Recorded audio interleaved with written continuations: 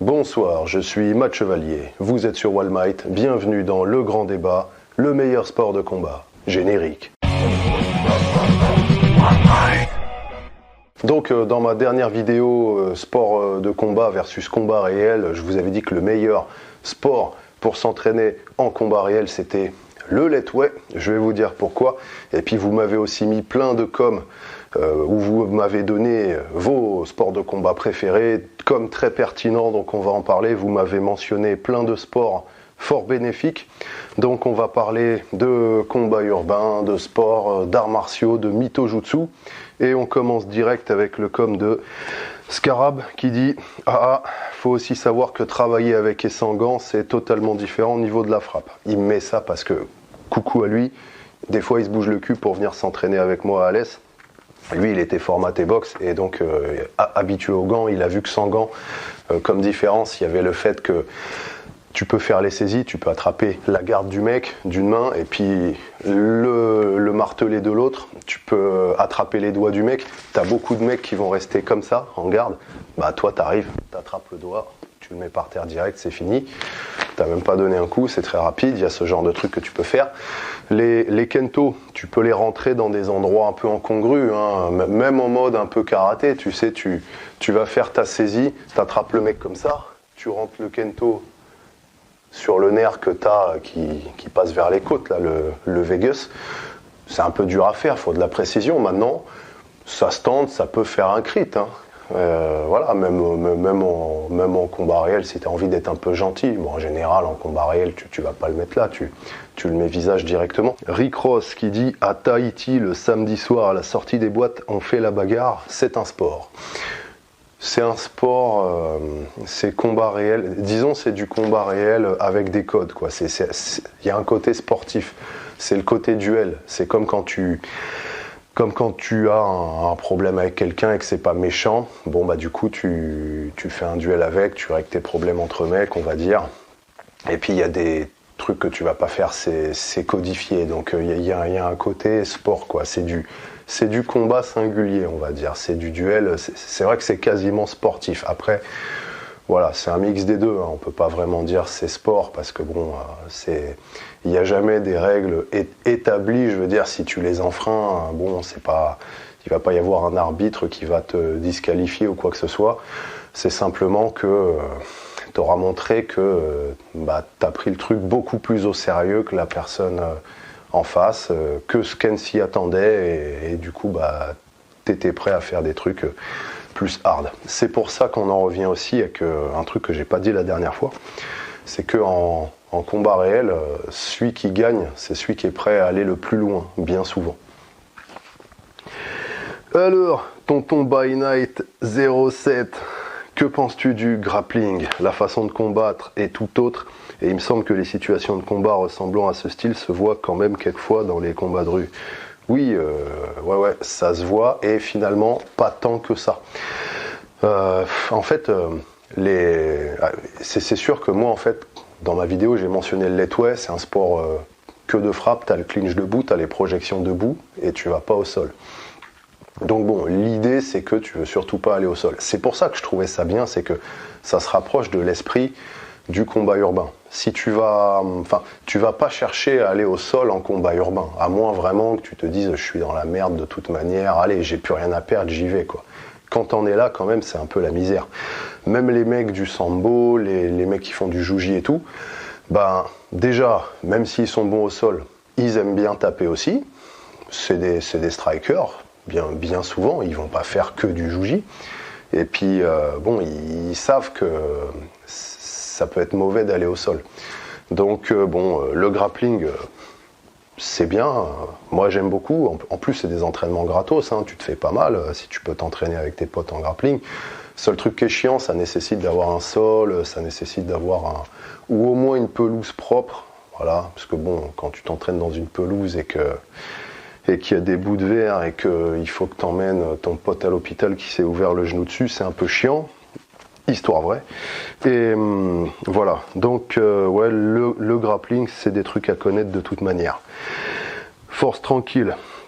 Certainement pas le meilleur sport pour se préparer au combat réel, mais notre savate BF nationale a l'avantage d'utiliser des coups impliquant les chaussures, ce qui est plus probable que d'être pieds nus. Très pertinent, c'est totalement vrai. Quand tu es en chaussures, tu mets pas du tout les mêmes kicks que quand tu es pieds nus en fait. Quand tu es en chaussures, tu peux envoyer les pointards, les petits pointards au foie en mettant des petits coups de pied genre karaté Shotokan, là, comme ils aiment bien te faire, tu sais, les petits trucs comme ça marche du coup avec les chaussures. Et puis pareil, les pointes, tu mets ton low kick en pointe, tu chopes l'insertion du tendon, ce genre de truc, c'est autre chose.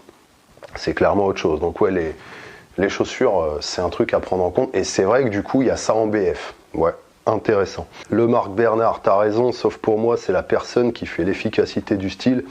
Il y a quand même des plus réalistes que d'autres. Ouais, le truc, c'est que le style, en fait, c'est des versions sportives. Maintenant, après, dans les techniques, tu prends tous les styles. Tu prends les versions plus ou moins tradies. Tu sais, il y a des styles de sport, des fois, qu'on des versions plus urbaines, quoi. Comme le sambo, t'as le DP sambo, par exemple, ce genre de truc. Muay Thai aussi. Muay Thai, t'as le Krabi Krabong, c'est la version martiale. Des trucs comme ça. En fait, les techniques, peu importe le style, tu vois que c'est toujours à peu près les mêmes. T'as celles qui marchent bien, qui reviennent souvent, et c'est un peu les mêmes dans beaucoup de styles. Enfin, t'as un tronc commun, en fait, des techniques qui marchent bien et qui sont souvent utilisées. Et puis, voilà, hein, quand t'affrontes un humain, t'as des techniques qui marchent bien sur humain, et toi, en tant qu'humain, il y a des trucs que t'as des facilités à faire. Et donc, c'est les mêmes techniques que tu retrouves partout, avec des manières de les faire adaptées aux règles du style, du coup. Et voilà, les styles, en fait, finalement, quand tu prends les trucs qui marchent de chaque style, tu te rends compte que c'est un peu tout pareil, finalement. Yohananda qui dit « Le poids est très important dans un combat, c'est un énorme avantage. Il peut être plus intéressant de prendre 10 quais de muscles plutôt que d'apprendre 10 techniques. » Ouais, le poids, c'est super important quand tu es en combat sportif. Ça l'est moins quand tu es en combat urbain, à main nue. Et ça l'est quasiment plus si tu es en combat urbain avec des armes qui rentrent en jeu. Donc voilà, à toi de voir, quoi. Tu vois, je pense qu'un gros balèze, il irait pas trop se la jouer avec des petits Philippins de 60 kilos s'il part en faire du tourisme là-bas, par exemple, tu vois. Donc le poids, ouais, ça fait pas tout.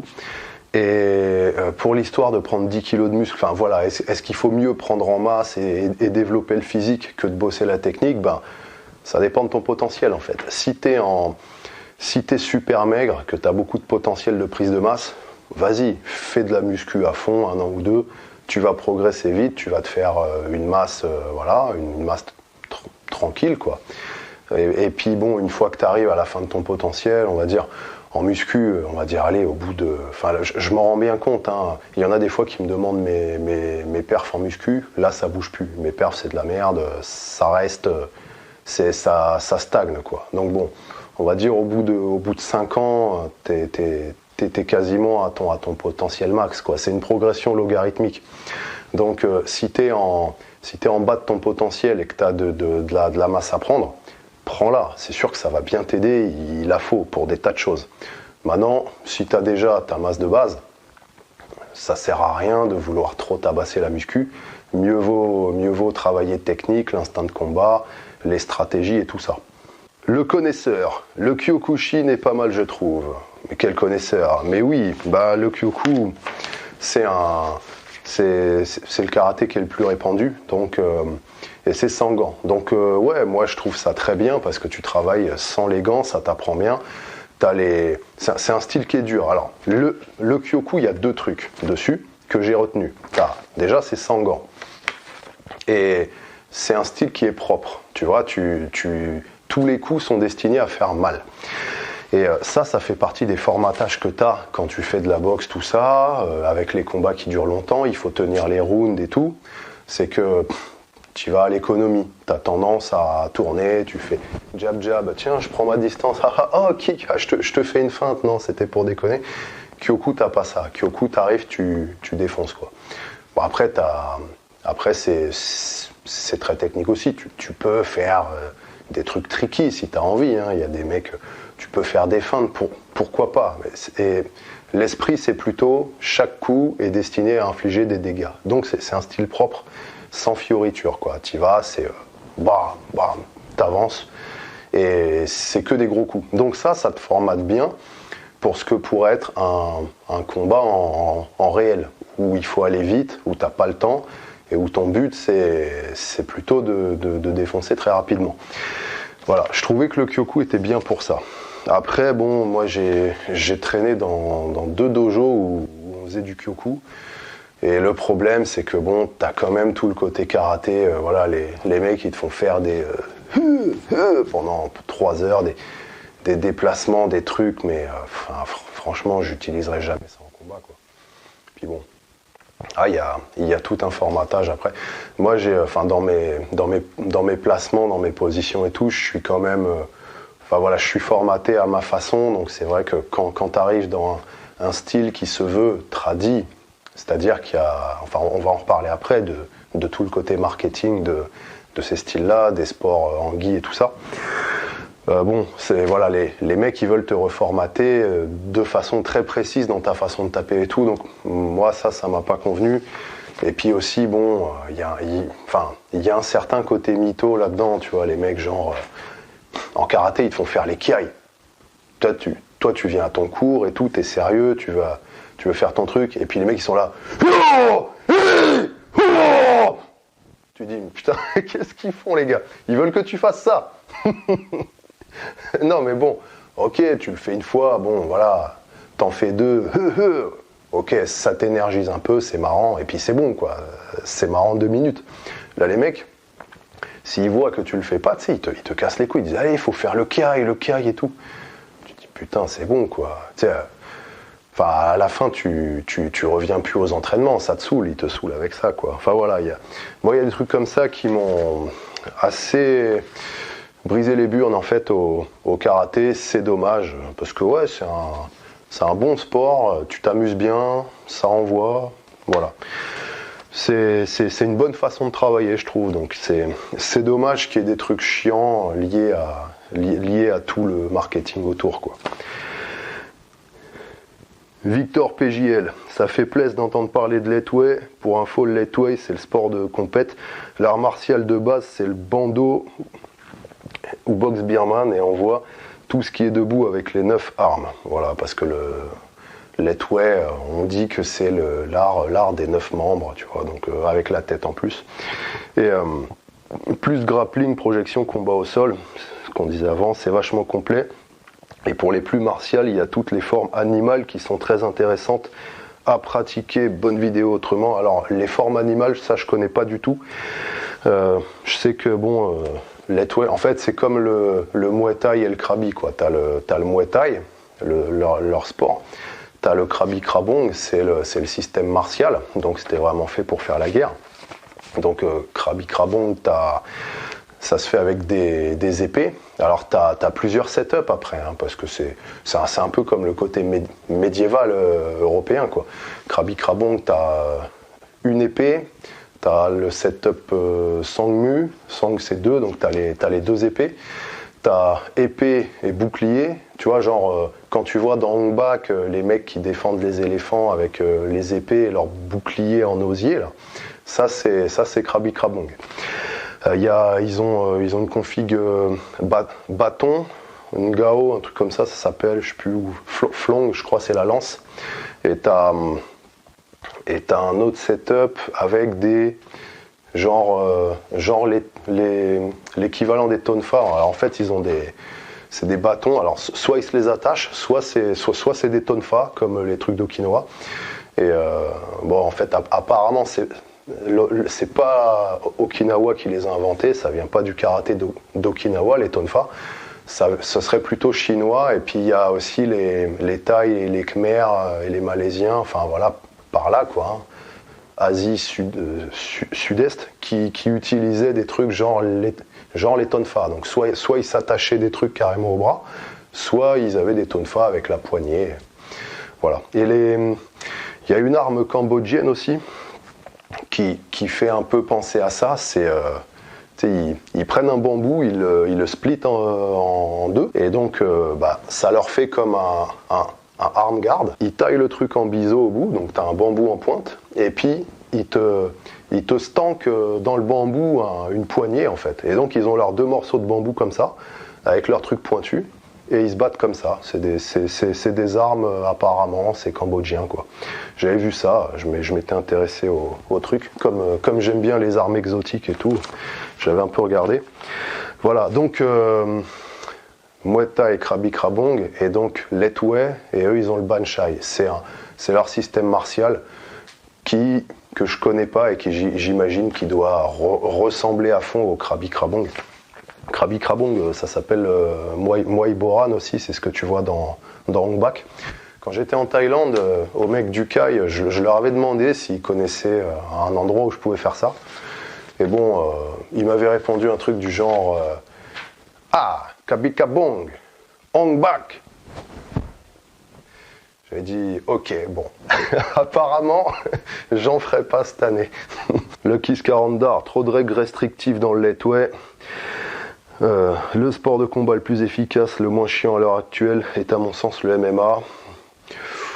Et bon, alors là, à ce stade de la lecture, je me dis ouais, le MMA c'est quand même assez chiant quoi. Et puis concernant les règles restrictives, putain, en MMA il y en a un paquet, sauf qu'après il me dit, surtout celui pratiqué en 80-90, les règles furent très simples, pas le droit de crever les yeux, de mordre.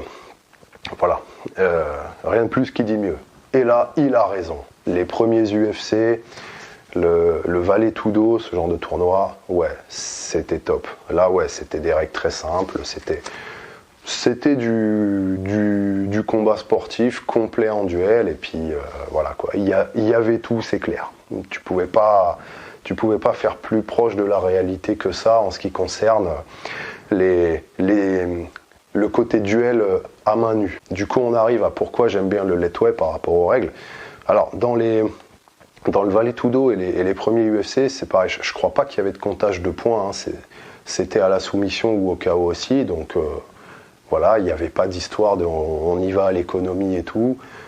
Tu vois, comme on va dire dans les combats de boxe standard, quand c'est timé, quand il y a du comptage de points, tu peux avoir des mecs qui vont à l'économie, tu vois, ils vont éviter, ils vont se dire bon, j'ai un autre combat dans 2 semaines, je vais éviter de mettre trop de low kick pour trop me niquer, après je pourrais plus faire mon autre combat, après je vais essayer de faire des trucs qui marquent des points, de tourner, et puis je termine la limite de temps, et puis voilà quoi, si j'ai marqué plus de points, je gagne. Sauf que bon, du coup, ce mode de règles, ça dénature complètement le combat, quoi. C'est pas comme ça dans un combat réel. Le but, c'est vraiment d'y aller.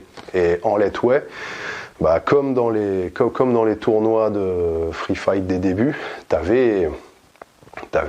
voilà, il fallait y aller au KO, quoi. Et donc, les mecs, ils y vont. Il n'y a pas d'économie, il n'y a pas de on va essayer de tourner, de faire touche-touche, machin. Ah, j'ai fait une balayette, ça marque beaucoup de points, c'est cool.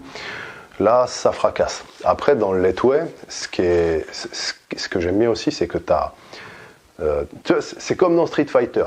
Tu as droit d'être 2 fois KO. Donc, tu te fais mettre une première fois KO.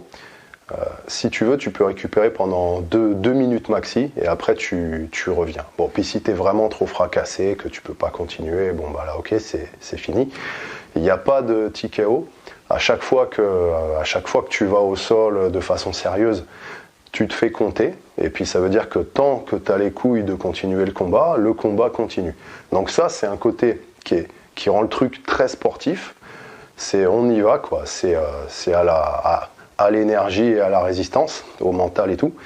Et puis t'as pas de comptage de points. Donc c'est comme dans du vrai fight, il faut y aller et il faut que ça fasse du knock-out.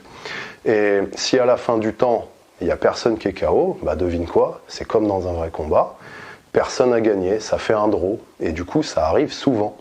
Atori Hat qui me dit, partir sur l'argument phare, les AM c'est un champ de bataille, c'est fait pour tuer, ça manque de pertinence, c'est ce qu'on entend tout le temps. Je pense que les AM, aussi bien que le terme, la pratique a évolué au fil des siècles. Rester sur une définition séculaire rend le truc casse-gueule. Bah non, justement, c'est quand tu commences à sortir de la définition primaire que chacun se met à avoir son interprétation, ses opinions, et puis bon, à la fin, c'est la définition de base veut plus rien dire. Chacun a son opinion sur le truc.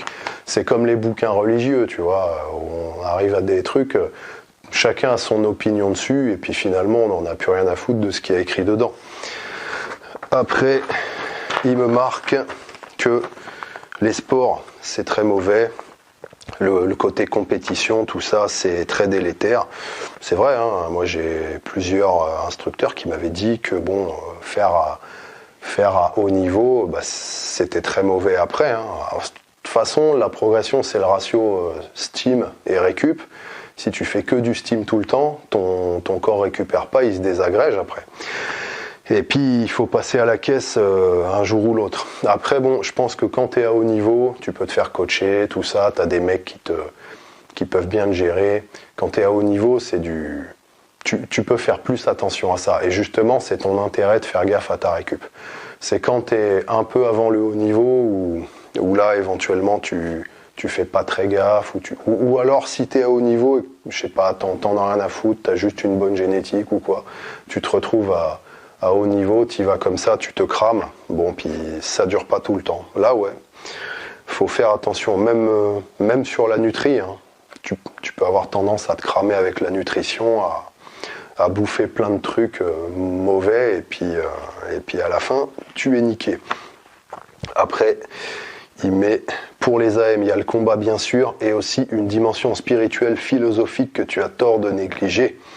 Et c'est une pratique une pratique qui vise à améliorer, entretenir le corps, tout ça sur le long terme. Ok, le côté de ce que j'interprète du coup, de ce qu'il me dit là, c'est de ce que je comprends, c'est les arts martiaux pour lui, c'est un sport lié au combat où tu bosses technique, tout ça, où il n'y a pas de compète parce que c'est personnel, c'est pour ton développement. Et donc, il y a tout un truc lié autour. Je comprends l'idée. Ok. Après, le côté philo et tout, ça peut être lié, pas de problème. Bon, le truc, c'est que c'est très rare. Si tu tombes sur un type qui est bon en combat, il enseigne le style que t'aimes bien, et puis en même temps, il a le côté philo, spirituel et tout. Tant mieux, c'est cool. Bon, ça arrive jamais en fait. Déjà que on est tous isolés quand même hein, dans cette société, tu vois. Surtout les mecs qui voulons progresser, évoluer, souvent on est assez isolés. Il y a peu de gens qui sont dans cette quête-là. Et déjà, tu veux t'entraîner en combat, c'est difficile. Si en plus tu veux que ça se soit relié, trouver ça chez le même mec qui est le côté philo et tout, c'est super rare, tu vois, c'est un truc exceptionnel. Donc il faut pas compter dessus, en fait. Voilà, c'est pour ça que mieux vaut dissocier le truc. Il faut pas chercher à aller là-dedans. Si tu trouves ça, tant mieux, sinon tant pis. Ta spiritualité, tu te la fais toi-même, quoi. Après, gaffe aussi à tout le côté mytho, le mytho-jutsu et tout ça. Dès que ça parle de spiritualité, alors déjà, bon, dans le milieu du combat, quand même, il y a beaucoup de mythos. Alors, dans le côté arts martiaux, comme tu le désignes, avec le côté spirituel et tout, il y a plein de mythos. Hein. Et des fois, ça peut t'amener à des sales trucs, quoi. Franchement, des mecs qui te font faire n'importe quoi. Moi, j'avais un pote, son instructeur d'arts martiaux, il aimait bien la sarbacane, tu vois. Et une sarbacane, je te montre ce que c'est.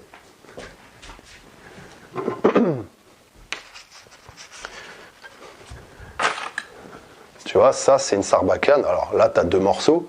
Tu as le truc où tu souffles. Moi, je m'en sers pour faire des feux. Et puis, les fléchettes de sarbacane, c'est des trucs comme ça. Tu vois le truc ? Voilà, sur fond noir. C'est un truc très, très long, très pointu. Et donc, j'avais ce pote. Il avait un genre de sensei, je sais pas quoi.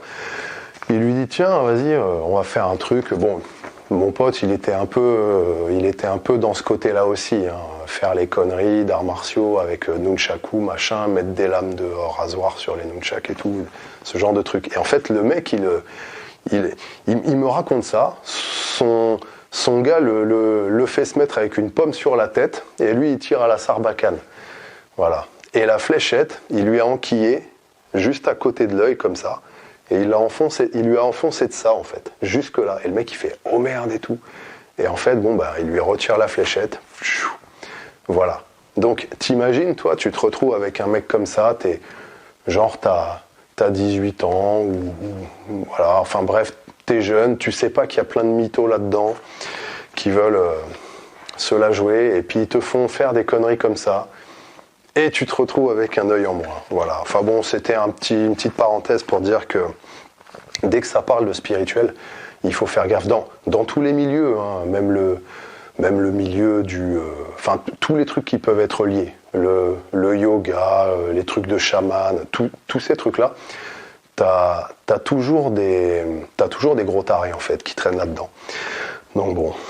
Moi je suis assez allergique à ça, je me méfie beaucoup en fait, hein. Dès qu'un mec me parle de spiritualité, tout ça, ça va être red flag, je vais beaucoup me méfier. Alors, de toute façon tu le vois, enfin, je sais pas toi, moi j'ai l'habitude maintenant, je le vois vite, si le mec il y a des red flags, je les vois, et surtout j'en tiens compte. Et puis si je vois que c'est un crétin, je vais lui mettre un stop direct, je vais lui dire écoute, là, t'es en train de me dire de la merde, tes trucs spirituels, ravale-les, parce que c'est de la connerie, là, ce que t'es en train de me dire. Voilà, moi, je veux m'entraîner en combat, commence pas à essayer de me sortir tes trucs d'illuminé, je m'en branle, quoi. Voilà, ça, c'est si j'ai pas de respect pour le mec, c'est si vraiment c'est un gros mytho. Après, si le mec, il est quand même bien, tout ça, que juste, il est un petit peu perché, que c'est pas méchant, bon... Je vais juste me moquer un peu de lui, quoi. Hein. Ça va être du genre, ah ouais, spirituel, tout ça, ouais, c'est du genre, tu fais des prières au dieu du riz gluant pour réussir tes maquis, ce genre de truc, quoi. Tu vois, je vais être obligé de me foutre un peu de sa gueule comme ça, parce que bon, je suis devenu allergique à tout ça, en fait. Voilà. Bon, après, il y a des gens là-dedans qui sont très sérieux et tout, et si tu trouves un mec comme ça qui te prend... Qui te considère comme un disciple et tout, et qui a le côté lifestyle, nature, philosophie, tout ça, vas-y, c'est très bien. C'est vraiment bien de tomber sur un mec comme ça. Tu peux y aller à fond. Juste, fais gaffe dès qu'il y a des mecs qui te parlent de spiritualité, tu vois. Il y en a plein, ils te parlent de ça, et eux-mêmes, c'est des grosses merdes. Eux-mêmes, ils sont toxiques, les mecs. C'est des drogués, certains, où les mecs, ils sont même pas végétariens, tu vois, ils vont cautionner des tortures d'animaux, ils achètent leur bouffe à Carrefour au boucher. Je dis végétarien, talien, parce que si tu veux arrêter de cautionner les tortures animales, c'est le moyen le plus simple, le plus rapide. Hop, t'arrêtes de consommer des produits qui impliquent ces exploitations.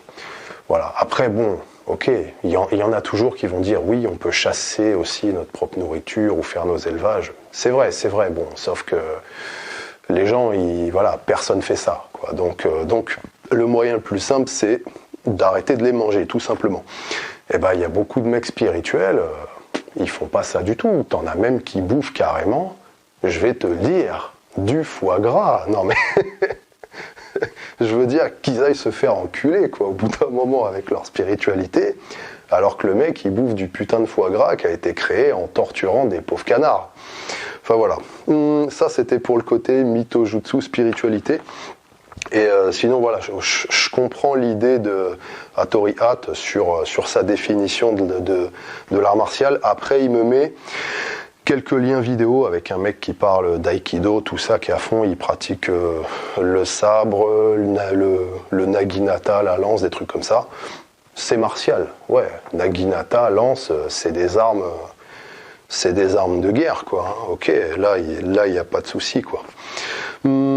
Après, il me met une vidéo avec un vieux maître qui a 200 ans, qui est tout maigre, de Wing Chun, et le mec, il monte des vidéos techniques. Alors là, en fait...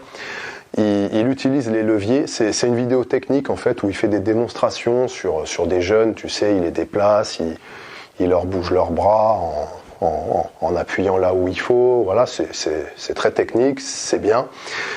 Voilà, après, je peux pas m'empêcher de me poser la question, est-ce qu'il m'a montré cette vidéo pour me montrer le côté technique du Wing Chun ou pour dire, voilà, c'est grâce à son énergie, il arrive à être beaucoup plus fort et tout. Voilà, je me pose toujours cette question-là. Ouais, des fois, il y a des mecs aussi qui m'ont montré des trucs, enfin, tu vois, genre, les trucs à la con, tu sais, genre, vas-y, essaye de baisser mon bras. Ah, ouais, bon, ok, t'as réussi, mais attends, là, je vais concentrer mon énergie, vas-y, maintenant, essaye. Ah, t'as réussi aussi, bon, bah alors attends, moi, je te le fais. Ouais, voilà, là, j'arrive pas à baisser ton bras. Et maintenant, je concentre mon énergie, et là, je vais te le baisser. Et le mec, il te fait, ah ouais, non, j'arrive pas aussi, en fait. Ouais, ok, bon. Tu vois, voilà, c'est le genre de truc en rapport avec le Mito Jutsu, et bon, c'est marrant, quoi, c'est marrant. Sauf quand ça te fait faire des conneries, que tu te retrouves à te prendre des fléchettes, que presque tu vas perdre ton œil. Alors, cette définition des arts martiaux, elle est liée à tout le travail de marketing qui a été fait autour de tout ça, pour créer un univers autour de tous ces sports tradis, avec des tenues tradis, et ça permet de donner un terme qui communique, ou qui subcommunique voilà, une finesse, des vertus et tout ça, un truc philosophique justement. Et bon, c'est très habile hein, de la part des mecs de ces sports-là, tu vois, c'est sûr que tu vas dans un club de Kyoku, mettons, bah, c'est un sport, il y a de la technique et c'est brutasse aussi. Tu y vas, ça fracasse. Et ça, c'est vrai que c'est fort que les mecs aient créé un marketing, tout un univers qui fait que bon bah finalement tu dis je fais des arts martiaux et voilà quoi, ça passe pour quelque chose de très subtil. Et alors que bon, souvent c'est du sport de fight quoi. Et voilà, ça c'était le côté marketing. J'ai rien contre ça, sauf que quand même quand ça va trop loin, que c'est trop bullshit, c'est bien de remettre les trucs quand même sur table, bien propres. Et donc pour ça, je vous renverrai sur les vidéos de Bernard Bordas. Donc c'est un primate qui m'a fait connaître ce mec il y a plusieurs années. Et bah, il s'est mis à faire des vidéos ce mec. Et en fait, bah, je vous renvoie dessus parce qu'elles sont très riches. Il file plein d'infos. Des infos assez exclusives hein, qui viennent de ses recherches et tout ça quoi. C'est un vieux mec à la Delavier, tu vois, il fait des vidéos très longues, il parle beaucoup, aucun montage, aucun cut, faut prendre le temps d'écouter tout ça et puis après t'en retires ce qui t'intéresse. Et voilà, je vous renvoie dessus, il parle du ninjitsu et il démystifie plein de trucs là-dessus, il parle du côté combat, sport, arts martiaux, tout ça. Et puis c'est un mec qui a quelques points communs avec moi. Donc si t'aimes bien justement l'esprit All Might, tu vas trouver des trucs chez Bordas qui vont t'intéresser. Donc va voir ses vidéos, Bernard Bordas. Il est productif en vidéo en ce moment en plus. Voilà, donc le marketing, le Mito-Jutsu, je crois qu'on a fait le tour là-dessus. Ouais, après il m'a envoyé les vidéos du maître Wing Chun. Il m'en envoie une autre après. Il me dit une petite interview extrêmement intéressante de lui. J'ai regardé, bon, quand même, Hattori, t'abuses quand même. Extrêmement intéressante. Non, c'est exagéré. J'ai pas été bouleversé, ça n'a pas changé ma vie de voir ça. Et je pense pas que ça puisse faire ça sur quelqu'un d'autre aussi. Voilà, c'est une vidéo sur le Wing Chun, ok. Non, faut faire attention quand même à la précision des termes qu'on utilise là. Extrêmement intéressante, c'est exagéré. En tout cas, merci pour ton com. Ça a permis de parler de ça. Et ensuite, on a Freddy Audric qui dit close combat façon militaire. Ouais, close combat, c'est militaire, combat militaire. Tout ce qui est combat militaire, ouais, c'est du bon. Et moi, j'ai pas fait. Voilà, donc je connais pas, je pourrais pas trop en parler. Le combat le plus militaire que j'ai fait, c'était quand j'étais dans le Kaimwe. Une fois, il y a le colonel qui est venu en Treiranjo, il est monté sur le ring, et puis il m'a montré quelques techniques dans cette tenue, quoi. Donc c'était assez stylé, voilà. Puis bon, bah, voilà, enfin, pour un taille, il est grand, quoi. Il fait ma taille, le mec très Ranjo, 40 ans de boxe taille derrière lui. Voilà, un mec comme ça qui te montre des techniques, c'est assez stylé, quoi. Voilà. Maintenant, bon, il me montrait des techniques quand même tradies de Muay Thai, donc c'était pas militaire, c'était plus l'ambiance, quoi. Et voilà. Après, combat militaire, c'est fait pour être efficace, donc il travaille tout, c'est complet. Il y a du couteau, il y a le stick, il y a enfin tout ce qui sert en combat urbain en fait, hein, ça y est. Baron Armagnac, putain mais le Letway c'est génial, je go faire ça. Sinon j'ai une question pour toi Matt le primate au crâne rasé, que penses-tu du sumo? Car après tout c'est aussi génial, je me demande ce que vaudrait leur technique en vrai fight. Mais le sumo, ça déchire mec. Et je vous mets le lien sur un site où vous pourrez voir les 82 techniques du sumo, les techniques qui te permettent de valider la victoire en combat, donc ils en ont 82. Et c'est des techniques, il y en a beaucoup qui sont basées quand même sur le slip. Tu vois, ils s'attrapent par le slip et ils se jettent comme ça. Donc on en revient au principe, tu as des techniques basées sur le matériel. Donc en sumo, ils ont ce gros slip là, un slip ceinture, ils s'attrapent comme ça.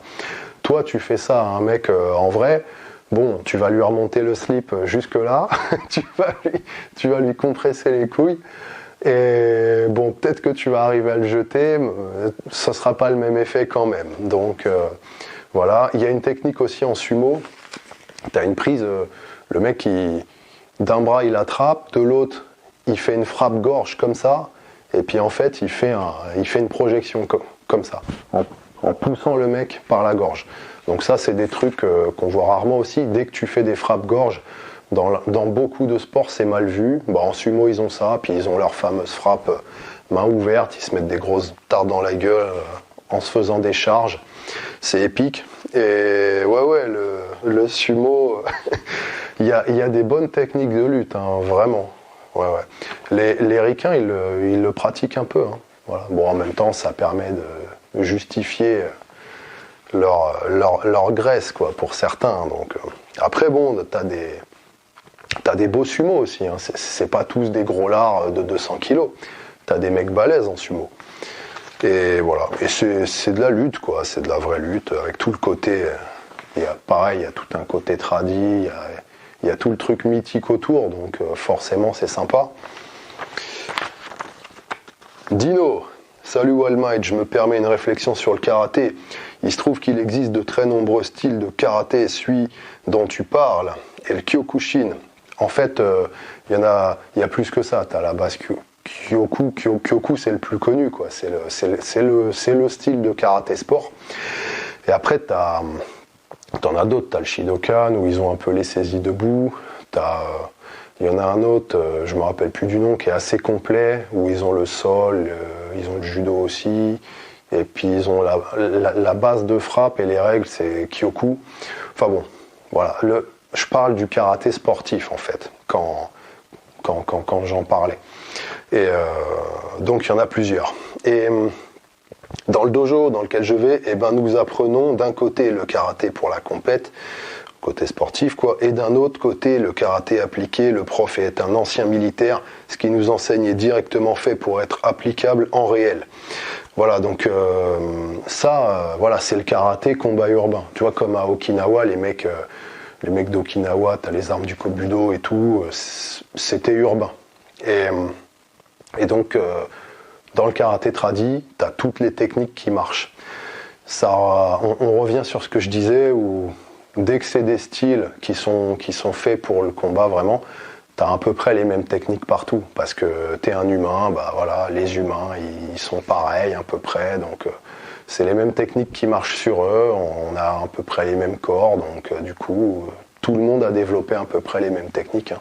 Quand tu prends les techniques qui marchent, tu te rends compte, enfin les techniques les plus simples à appliquer et qui marchent bien, elles sont quasiment toutes, tu les retrouves dans tous les styles. Hein. Voilà. C'est dû au fait que un corps humain, c'est un corps humain, et voilà, les techniques marchent. Nous sommes tous égaux. Le racisme, c'est mal. Voilà. Je vais pouvoir demander des subventions pour cette vidéo maintenant, les mecs. Après, il me met dire que le karaté n'est pas martial alors que les Japs l'on développe parce que les armes étaient prohibées est par définition faux. Et bon, je finis, d'autant que l'aspect sportif du karaté et comme tu l'as dit du sport, il faut pas oublier tout l'aspect tradi qu'il y a derrière. Même si c'est interdit en compète, on apprend coup de genou, coup de boule, tout, voilà. Comment mettre le mec en PLS. Et ouais, voilà, c'est la forme self-défense, combat urbain. Par contre, le côté Okinawa, tout ça, enfin, tu prends les armes, Tonfa, Nunchaku, qu'est-ce qu'il y a d'autre, les Kama, enfin, tout ça, je veux dire, c'est pas des armes martiales. Tu vas pas aller faire la guerre avec ça. Sur la guerre, tu prends arc, lance, épée à la limite. Donc, les armes du Kobudo, c'est plus de l'urbain, en fait. Tu vois, les sai, voilà, les sai. Ça, c'était les sai. Apparemment, c'était les flics qui les utilisaient, les sai. Et c'était c'était une arme défensive de l'époque. Ils s'en servaient pour agripper les mecs, pour leur mettre des petits coups, pour leur faire pas trop mal, pour les neutraliser. Le bout des sai est rond, en fait. C'est pas pointu. Donc, c'était pas fait pour planter, quoi. Voilà. Donc, c'est plutôt de l'urbain. En fait, tout ce qui est les armes du Kobudo, c'est des armes urbaines. C'est pas, tu vas pas aller faire des guerres avec des tonfa ou des nunchak, quoi. Nunchak, par exemple. Sur un champ de bataille, t'as pas besoin de cacher tes armes. Tu peux te ramener avec une putain de lance de 5 mètres. Tu t'en fous, tu vois. Par contre, en urbain, tu peux pas te trimballer tout le temps avec tout ton matos de guerre. Donc tu prends des trucs que tu peux transporter facilement. Et par exemple, le nunchaku, l'intérêt du nunchak, en fait, c'est que c'est un bâton. C'est comme si tu avais un bâton. Tu tapes. Là, on va dire, d'ici, je pourrais arriver à taper le caméra. Et ben, c'est un bâton qui se replie. Tu peux le mettre dans ta ceinture ou éventuellement dans ta poche. Et voilà. Il y a un côté concealable. Et donc aucun intérêt sur un champ de bataille où t'as pas besoin de te cacher, quoi, où tu viens clairement pour la bagarre. PS, il s'agit du karaté Shotokan, celui qu'on blâme souvent car en compète, il y a un système de points et pas de chaos qui dénature l'art martial et le transforme en merde insipide. Bonne vidéo, sinon bon taf. Merde insipide, tu es vraiment irrespectueux. Mais en même temps, c'est très précis pour décrire le truc, quoi. Hein. C'est vrai que bon... Ouais. Bah après, il y a plein de mecs qui ont fait du Shotokan en France. C'est développé en France beaucoup. Après, bon, je pense que le Kyoku, par exemple, je crois c'est 14 millions de membres dans le monde. Donc c'est les plus gros, il me semble. Hein. Le Shotokan à côté, personne n'en fait, quoi. Je sais pas, autant il y a qu'en France, quoi, avec la FKMA que ce truc-là est développé, j'en sais rien. Enfin bon, ouais, c'est pas du karaté, quoi, franchement. C'est pas du combat, ça dénature tout. J'ai vu quelques mecs quand même qui étaient bons, en ayant fait du Shotokan, ils avaient développé des bons trucs, des bons fighters. Après, en général, ouais, tu prends les mecs qui ont fait du Shotokan. Moi, un mec qui me dit j'ai fait du Shotokan 10 ans, en général, je m'entraîne avec lui, le mec il est nul, quoi. Mais nul, y a rien, c'est affligeant. Putain, j'en ai vu plusieurs des mecs comme ça. Et bon, j'ai un ou deux potes qui viennent du Shotokan qui étaient très bons. Après, ils sont partis faire autre chose, bien sûr. Ils ont eu leur base Shotokan quand ils étaient ados. Ils se sont servis de ça et puis ils ont parfait avec d'autres trucs. Après, ils sont partis en free fight et tout, bien sûr. Archangel qui met, ou sinon le close combat, attaque directe à la gorge aux yeux, arrachage de nez et d'oreille avec les dents. Ouais, les attaques très dangereuses. Et Wikipédia qui met en dessous, arrachage avec les dents, c'est de la merde. Parce que franchement, c'est pas des mouvements qui te feront gagner le combat et poussera l'adversaire à vouloir vraiment te buter. Et alors, ça c'est vrai, c'est les coups neutralisants et les coups blessants. Tu peux avoir des coups qui blessent pas, qui sont très soft et qui vont neutraliser.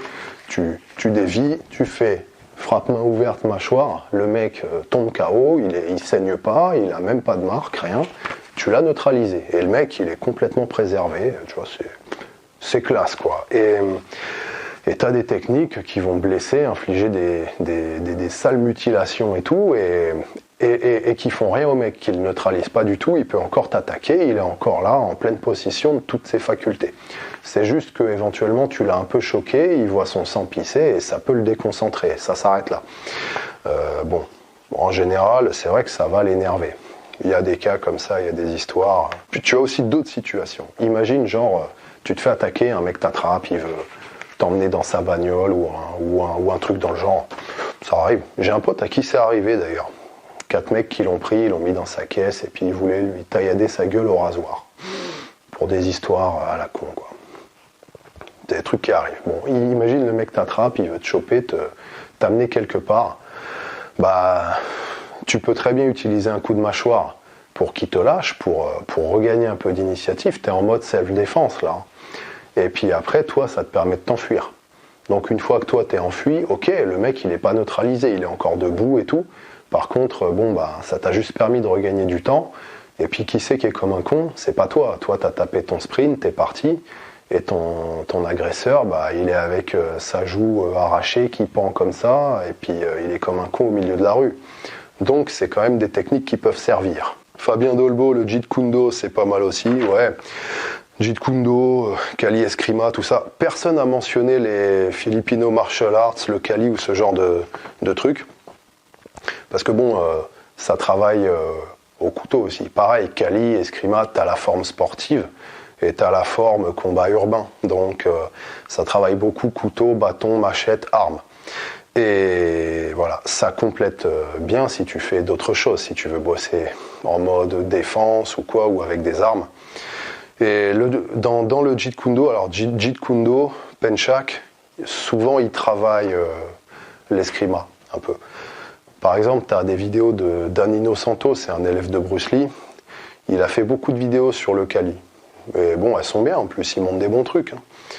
Voilà, sinon, pour le Kali, tu as Mike Inai aussi, tu peux choper ce mec-là. Lui, c'est très traditionnel, très précis, voilà. Comme Innocento d'ailleurs. Bon après sur le Kali, les vidéos, c'est pas ce qui manque, il y en a un sacré paquet. Hein. C'est très business le Kali, niveau savoir. Mike King, Letway, c'est vrai qu'il mélange boxe et kick en réel. Sinon, s'il tombe contre un grappleur, il sait pas s'enfuir, il sera mort.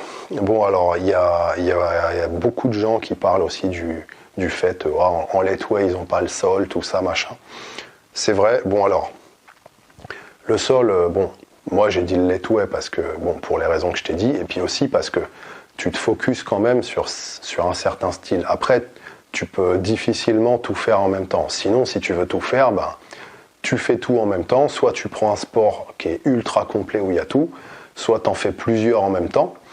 Et puis voilà, tu t'entraînes 4 heures par jour, tu te dévoues à ça pendant une partie de ta vie. La plupart des gens font pas ça. Ils sont déjà engagés dans leur vie sur des tas d'autres trucs.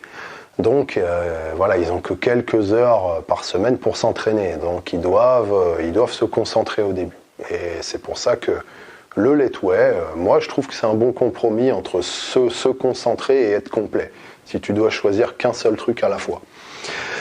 Alors, ensuite concernant les situations, t'es en combat urbain, tu tombes contre un grappleur.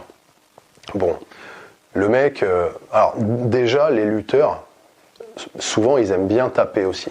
Alors, t'as soit des mecs qui aiment bien te foutre par terre, te ground et te pound au sol, ils veulent te mettre par terre pour t'éclater derrière. Tu peux avoir des mecs qui sont à plusieurs, donc il y en a un, il te saute dessus, il te bloque en lutte, il te fout par terre, et les autres te tabassent. Et sinon, bon, après, un lutteur pur, bon, il va pas forcément vouloir aller au sol non plus. Ils aiment bien taper, les mecs. Les mecs, un mec qui fait du juji, du sambo ou quoi, ils aiment bien la frappe aussi. Ils vont pas aimer forcément que aller en lutte. Donc, bon, voilà, selon la situation, selon le setup, c'est pas forcément leur intérêt. Ils ont pas forcément envie de se retrouver par terre dans une situation dont ils pourront pas se désengager facilement si jamais il y a des trucs qui changent. S'ils se rendent compte qu'en fait il y avait des armes en jeu ou qu'il y avait d'autres mecs qui peuvent arriver, voilà, c'est quand même délicat de engager un truc au sol quand t'es en réel. Tu sais pas ce qui peut arriver, donc il faut faire gaffe à ça. Et après, ben, t'as aussi que au sol, celui qui connaît rien au sol, s'il y arrive, s'il se retrouve par terre, il peut résister, il peut bloquer. S'il connaît rien, il se concentre juste sur résister, bon bah il va gagner du temps. Et dans la rue, le temps, il passe très très vite. Tu vois, il peut se passer des tas de choses. Si le mec, même qui est bon lutteur, il tombe sur un mec qui résiste, c'est mon cas par exemple. Moi en lutte, je suis pas bon du tout. Au sol, je suis naze. Par contre, j'arrive quand même un peu à résister, tu vois. Donc même un mec qui est bon, il va me soumettre. Sauf qu'il va mettre un peu de temps. Il va un peu galérer sur moi. Bah, le temps qu'il va galérer, il peut se passer des tas de trucs. Voilà, il y a des gens qui vont venir nous séparer, il peut y avoir la police, il peut se passer plein de trucs, quoi. Il peut y avoir des armes blanches qui sont sorties, tu vois, tu sais pas, donc c'est toujours risqué. Et après, il y a Gwendal qui met en dessous, tu lui arraches l'oreille avec les dents et c'est plié. Bon, ça c'est pareil, il y a des trucs à dire là-dessus, on entend ça tout le temps. Bon, c'est sûr que ça compte. Maintenant, quand tu fais de la lutte sportive tout le temps, tu fais pas trop gaffe à te faire attraper les coups de mâchoire, tout ça, sauf que faut pas compter là-dessus, tu vois. Un mec qui est bon en lutte, s'il te chope au sol, t'es quand même dans la merde. On va dire juste, t'as une chance de t'en sortir avec ta mâchoire et tes doigts, quoi. Ok, voilà, en faisant des techniques un peu crades, tu peux arriver à glisser ta main, t'attrapes une gorge comme ça, tu serres un gros coup, tu vois, c'est des trucs qui peuvent passer. Maintenant, bon, faut pas trop compter là-dessus, hein. Mieux vaut connaître le grappling, être capable de faire les escapes, on va dire éviter de te faire mounter ou de te faire prendre en side mount, savoir te sortir de ces positions-là. Comme ça, après, une fois que tu es au-dessus, bah, toi, tu peux choisir de te relever souvent, ou de taper, au moins tu peux taper. Et puis voilà, quoi, faut au moins connaître ça, il faut connaître un peu.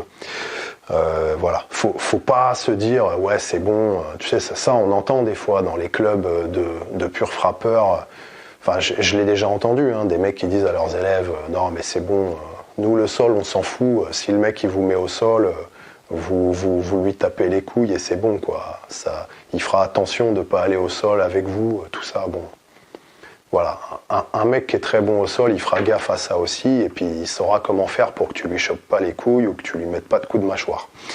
Donc faut pas trop fantasmer sur ça, voilà. C'est ça l'idée. Pour revenir sur le Letway, ils ont quand même tout le clinch. Donc ils ont la lutte debout et le clinch, donc avec les frappes en lutte aussi. Ça veut dire que toi tu essayes de l'attraper, autant le mec il te repousse, il regagne un peu de distance, il te rentre le coude, avant que tu aies eu le temps de faire ta projection. Tu vois, ils sont pas démunis en lutte, les mecs. Au Letway, tu le travailles, ça. Par contre, après, oui, une fois que tu es au sol, ou si le mec... il y a une différence entre se faire amener au sol avec le lutteur et devoir combattre au sol, et que le lutteur t'attrape, qui te projette, il t'éclate par terre, et que lui est encore debout. Tu vois, ça c'est différent. Un mec qui est bon en lutte, il va plutôt chercher à faire ça dans la rue. Il va éviter d'aller au sol avec toi. Par contre, il peut t'éclater par terre, sur la bordure du trottoir, et puis lui, il sera encore debout.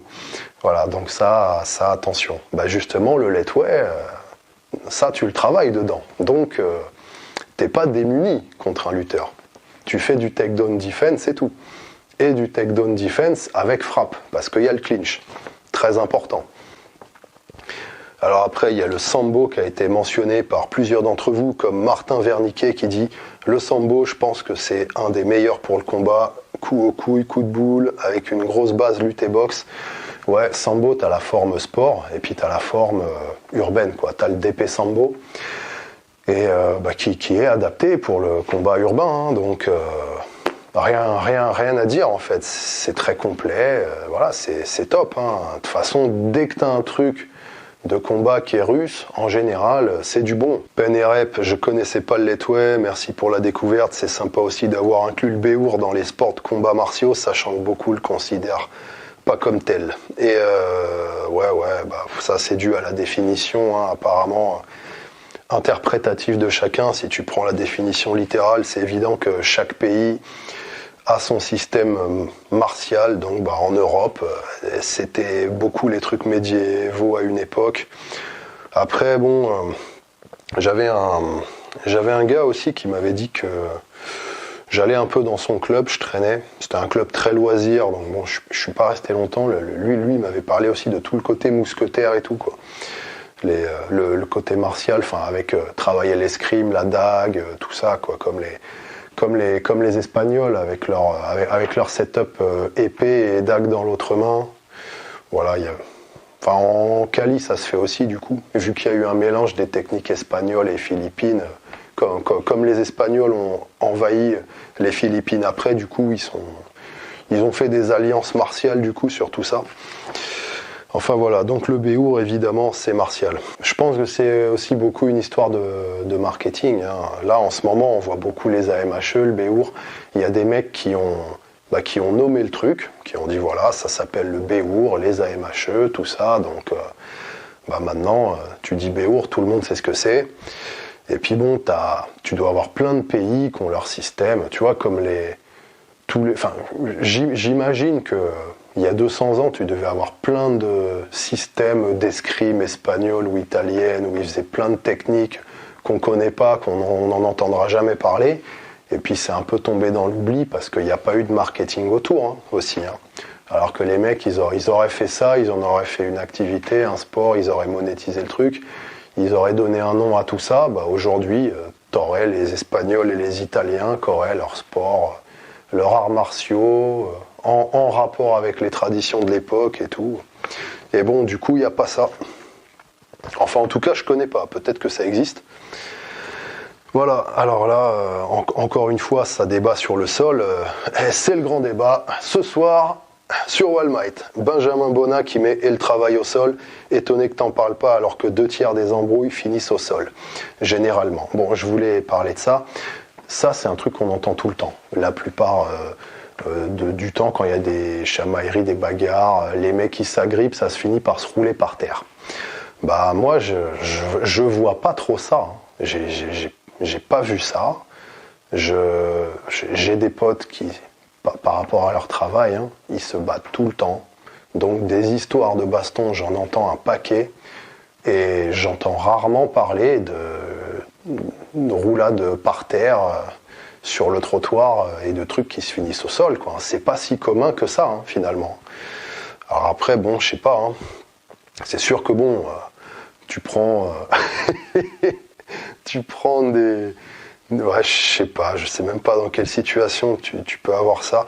Bien sûr que ça arrive.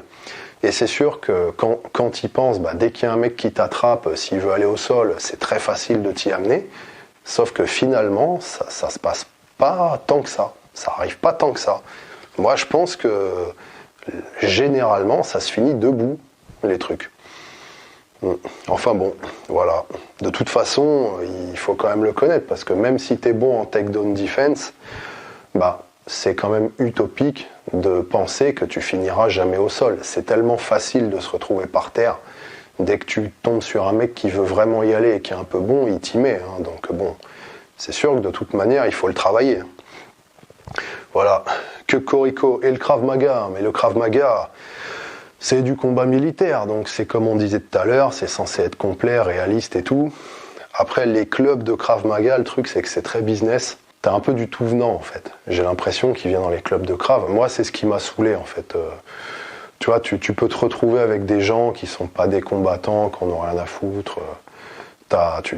Tu vas te retrouver avec des mecs qui sont venus là, ils auraient pu aller faire du hockey sur gazon. Voilà, pour eux, c'est la même chose. Et du coup, souvent, ça fait des entraînements pas sérieux. Moi, le club où j'étais, ils nous faisaient faire des trucs, enfin... Un jour, je lui avais demandé, mais sans déconner, c'est quand qu'on s'entraîne vraiment, quoi. Et puis, enfin voilà, on va pas tout le temps faire ça quand même. Tu vois, ça faisait 6 mois que j'étais dans le club, 6 mois en pratique complète, quoi. Après, ça faisait plus d'1 an que je fréquentais le club. Et il me dit, ouais, mais tu sais, moi, pour le business, voilà. Il me fait ça, il me fait, regarde-les, les gars, regarde-les. Si on fait vraiment du combat, ils vont plus venir, quoi. Ils vont se faire mal, ils vont plus venir. Il m'avait dit ça, hein. Il me l'avait dit franchement. J'ai fait, ouais, ok, je vois, quoi. Puis bon, j'ai arrêté de fréquenter ce club de Krav, du coup. Moi, ça m'intéressait pas, je progressais plus. C'était une intensité trop faible. Après, il y a d'autres coms qui reviennent souvent sur le fait que dans le Letway, il n'y a pas les armes, il n'y a pas le combat au sol, machin. Bon, on en a assez parlé. En tout cas, merci aux primates d'avoir laissé ces coms qui ont permis de synthétiser cette vidéo afin de réaliser ce grand débat. Et puis bah s'il y en a qui veulent venir s'entraîner en fight à Alès, vous m'envoyez un mail et on voit ça. Là maintenant il fait beau, on peut le faire facile. Et voilà, merci tout le monde, bye.